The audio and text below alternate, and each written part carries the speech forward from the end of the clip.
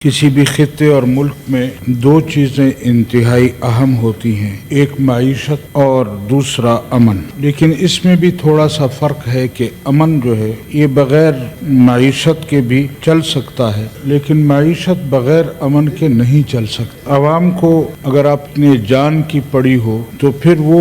دو وقت کا کھانا اس کی طرف توجہ نہیں دے سکتا، اس کو اپنی حفاظت کے لیے کچھ ہاتھ پاؤں مارنے پڑتے ہیں۔ ہم یہاں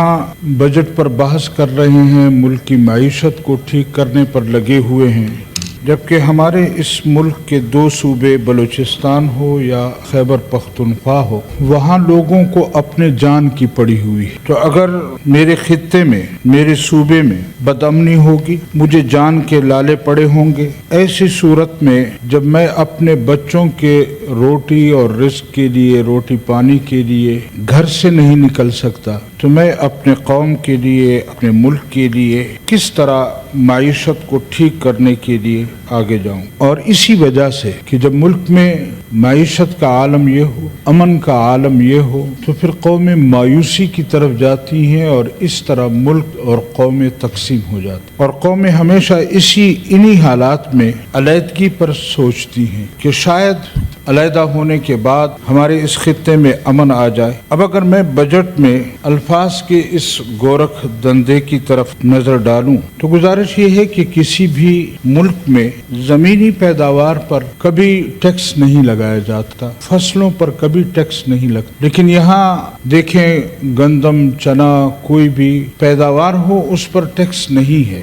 لیکن بدقسمتی سے ہمارے صوبے میں زمینی پیداوار تمباکو پر ٹیکس لگا دیا گیا، اور پھر ظلم برائے ظلم یہ ہے، ٹیکس بھی ایسا کہ جو ملٹی نیشنل کمپنیاں ہیں ان کے تمباکو پر، جیسے موٹر سائیکل پر ٹیکس لگتا ہے، اور جو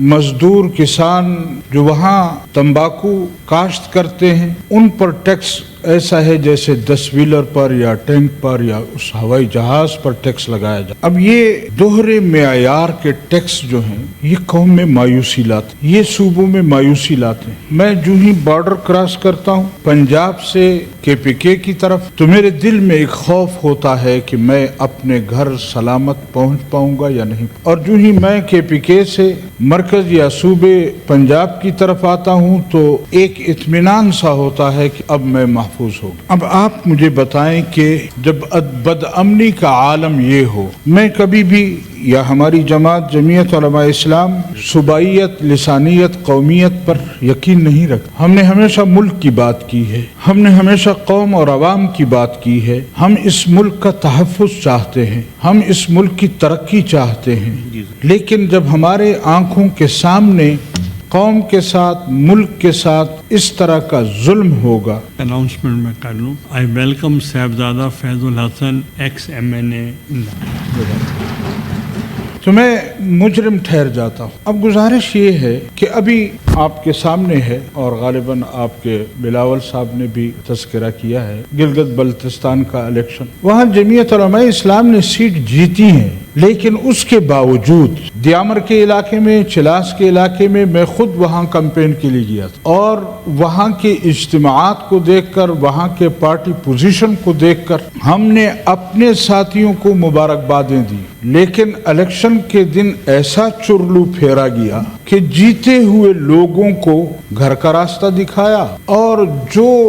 لوگ کسی کھاتے میں نہیں تھے وہاں پر ان لوگوں کو پارلیمنٹ کا ممبر بنا۔ وہاں لوگ سراپا احتجاج ہیں، لیکن ہمارے کانوں پر جوں تک نہیں رینگتی کہ ان حالات کو کس طرح کنٹرول کیا جائے۔ جب یہ ظلم اور زیادتی ہوگی ایک صوبے میں اور دوسرے صوبے میں امن ہوگا، تو پھر میری عوام، میری قوم، میرے لوگ وہ یقیناً مایوسی کی طرف جائیں گے، اور پھر علیحدگی کی باتیں ہوں گی۔ ہم اس ملک کے ساتھ ہیں، ہم اس پاکستان کے ساتھ ہیں، لیکن ہمارے قوم کو، ہمارے لوگوں کو مایوس نہ کیا جائے، اور جو حقیقت ہے اس کو سامنے رکھ کر اس ملک کی پالیسیاں بنائی جائیں، تو پھر میرے خیال میں ہم اس ملک کو آگے چلتا دیکھ سکتے ہیں۔ اور اگر ہم نے اسی इसी तरह मायूसी की तरफ कौम को धकेले रखा तो फिर एक दिन वो आएगा कि जिस तरह पहले ये मुल्क तकसीम हुआ है, एक मर्तबा फिर हम इस मुल्क को तकसीम की तरफ ले जा रहे हैं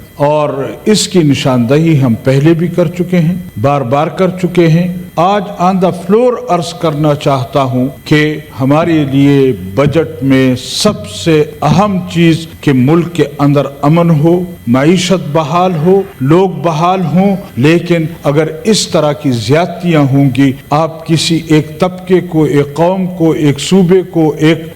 नजरियाती लोगों को मायूस करेंगे तो उसका नतीजा बड़ा भयानक निकलेगा और हम नहीं चाहते कि इस मुल्क में अफरा तफरी हो, इस मुल्क में तकसीम हो, इस मुल्क का नुकसान हो। हम चाहते हैं कि ये मुल्क महफूज रहे। जो बचा कुचा मुल्क आपके और हमारे हाथ में है, हम उसको आगे लेकर जाएं, उसको महफूज करें, लेकिन हमारी पॉलिसियां जहां बनती हैं वहां के लोगों की शायद ये सोच नहीं है और वो बैनुल-अक़वामी क़ुव्वतों को देखकर अपनी पॉलिसियां बनाते हैं, अपने कौम और अपने अवाम को देखकर पॉलिसियां नहीं बनाते, तो फिर नतीजा ये निकलता है कि कौमें और मुल्क टूट जाते हैं।